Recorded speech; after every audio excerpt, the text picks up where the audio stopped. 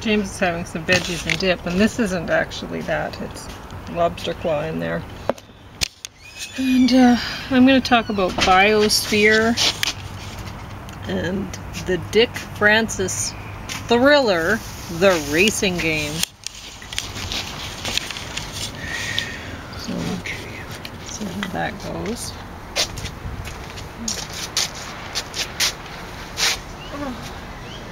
So anyway, there's lobster in there, and you can use that as a dip, or you can pour it on. I don't know how you want to. Oh yeah, I probably use it as a dip. Yeah. So I haven't opened it yet. You'll have to open it. Okay. And it's not hard to open. You can do it. Oh yeah, maybe I gotta find that tab. So Should anyway. it? Yeah. Biosphere. Now, normally I can't imagine this would have gotten top of the stack, but I have two things, and this is definitely the bottom of the stack. So this ended up top of the stack, and I enjoyed watching it. It sort of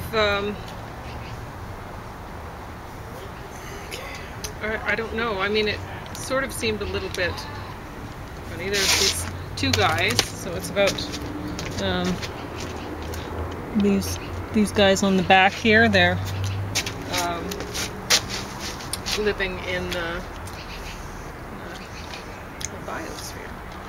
And, oh, one of those things. Yeah. Yeah, and it's two lifelong best friends, and how long does they that went last? to Yale together.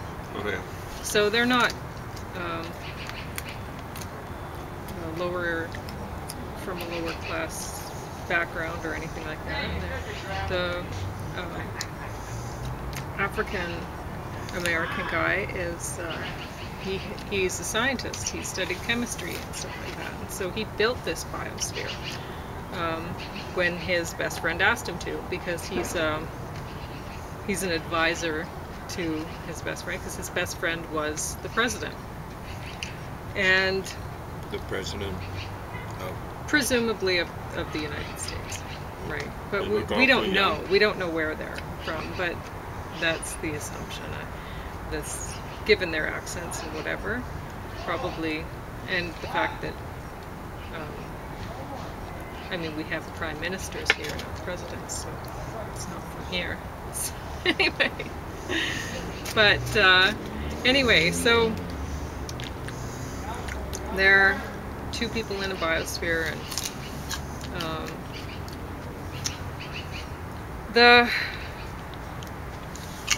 they just have this little pond that is, I mean, it's really quite silly, because you're looking at it and there's no way that they could live off of what they have.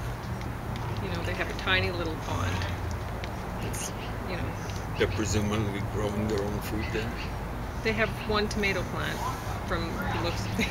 Like, honestly, they don't, you're looking at this and you're like, oh, okay, this is not believable. But and that should have bothered me, because I just reviewed that Kitty Mamas or whatever that was called. Oh yeah. And that really bothered me. But that was kind of a tasteless show, I gotta say. It really was. So anyway, but this one I enjoyed. But I mean, things like that, I look at it and I go, well, they obviously can't live on what they're producing in this biosphere. There's, you know, hardly any plants. There's a tiny pond with, they had their last female fish died, and so the scientist is saying, well, once the fish go, the whole system is going to collapse, and we're going to follow, right? And so it ends up that magically one of the male fish changes sexes, and they have young, and it's a miracle, right? But when just before that happens, they notice this green light in the sky, and they're like, huh, what's that? And the green light is getting bigger, so it's something coming. And but they're not really, at this point, they're not really worried about it after a while. You know, once the fish start reproducing, they're like, whatever, I mean, this might work out. We thought we were going to die, and yet here, this miracle has saved us, right? And then the scientist says, well, you know, some species, if need be, they'll change sexes. You know, like if a female clownfish dies, then one of the males just becomes a female. And so he's like, I guess somehow nature finds a way, they're saying, and from Jurassic Park. And one of the guys ends up, he's changing sex. And he's not happy about it. He does not want to change sex. But he doesn't know why. It was him that was the one to change sex, because he didn't want to become female or have female sex organs or whatever. Because he doesn't actually become female, he still looks male. He still has, you know, stubble and stuff like that, but it doesn't seem to be growing, and then eventually he shaves it off, and I guess he just goes, well, you know, may as well go along with what nature is wanting me to do, right? So he's, anyway, so I'm watching this and I'm like, he's developing breasts and he still has the stubble, and I'm thinking, couldn't they have hired somebody who was going through a sex change process, who was then taking the hormones and becoming more effeminate, right? It would make sense. It's, a lot of people are doing it. It wouldn't be hard to find somebody to cast for that role. And then, you know, once I got to the end of the show, I don't really know if it would have worked better that way. Like, it would have been more believable, but I'm looking at all these things, well, the whole thing isn't believable. It seems like a dream. And at the end, I mean, you're watching it and you're thinking, okay, well, there's hope. You know, the one man is pregnant and things might carry on or whatever, and it looks like the atmosphere is coming back out in the world, like outside. It's not just black. All of a sudden there's some almost bluish green sort of looking sky is showing up. You know, something's changing, right? So there's, but then at the end you're kind of left feeling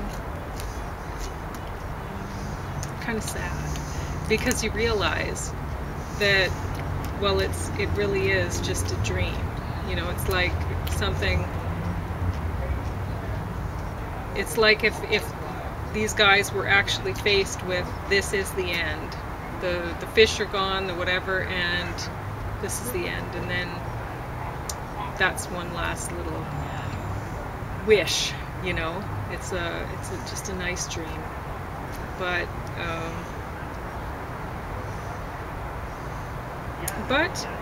eventually you have to wake up. So I don't know, I was left feeling sad at the end of that. Yeah. And honestly, one thing that did kind of, I know that they're thinking, okay, you have one Caucasian and one African American fellow, so, and you're thinking, well, I guess with the scientist, you're thinking, well, okay, it's good that they did cast the African American guy as the scientist, and his useless but kind of fun friend as the Caucasian guy, whatever. But it did kind of make me feel a little creeped out. I was thinking, okay, so this is a story where we have no use for women anymore, no need for them, and males can reproduce, and really the only use for a Caucasian man is to be someone else's, let's say, botch. So yeah. So I mean, that you gotta see it when you're seeing this movie. So then I thought, well, who would be seeing this movie? I doubt it would be African American people. For the most part, it would be Caucasian people. And then it kind of creeps me out even more, because you know that this message was intentional and intended for a specific audience. So anyway, but that's the world we live in now. The Dick Francis thriller, The Racing Game, Volume 1. So this was terrible. It was absolutely terrible. Was this a BBC thing or something? It's British. Oh, Acorn. British. And it says 2008 on the case, but honestly, I don't think it was from then. I can't imagine that British fashions were like this, and it seems more like maybe 1982. What would you say? I don't know. The woman's hair isn't frizzed up like later 80s. Yeah. Hard to say. Okay. Anyway. Well, I don't know. I don't know when this came from. You Oh, it just says got on it says 1979, right there. You nailed it. Holy Well, smoke. I didn't. I said 82. Well, that's pretty close. So, yeah, I knew it wasn't later 80s because you're right. There would have been bigger hair and shoulder pads and stuff. So, and maybe I was a little bit too late with 82 even. I mean, it was already starting then, wasn't it? So, anyway, this Yeah, is I'm terrible. telling you, with all the shoulder pads and the big hair, some of the women back then looked like cross-dressing NFL linebackers. Well, I suppose that really was the point. It might be. Women were wanting to be strong in the workplace, but that meant that they couldn't be women. If they were going to, they had to look more like men. Yeah. And they had to act more like men. They had to be tough, aggressive. And no wonder a lot of men were bothered with the feminist movement. Who likes aggressive women? Aggressive people in general. I mean, Exactly right. Passive men, most of them were in the workplace at that time would have been passive men, not aggressive. And then they're having to deal with not only aggressive men in the workplace, but aggressive women then too. Because it's so. Anyway. So we were victims of a whole host of aggressive women at one workplace. I went back a couple of weeks later. And we got a weak passive little man. guy. Very nice Very guy. nice guy. Yeah. Didn't make up for them. No, Outnumbered. but I mean, maybe we'll remember his name and we'll be like, okay, we would like to wait, and I remember his we'd last like name. to have an appointment with him instead, because honestly, there's only so much abuse passive people want to put up with, and really we shouldn't have to put up with any. No.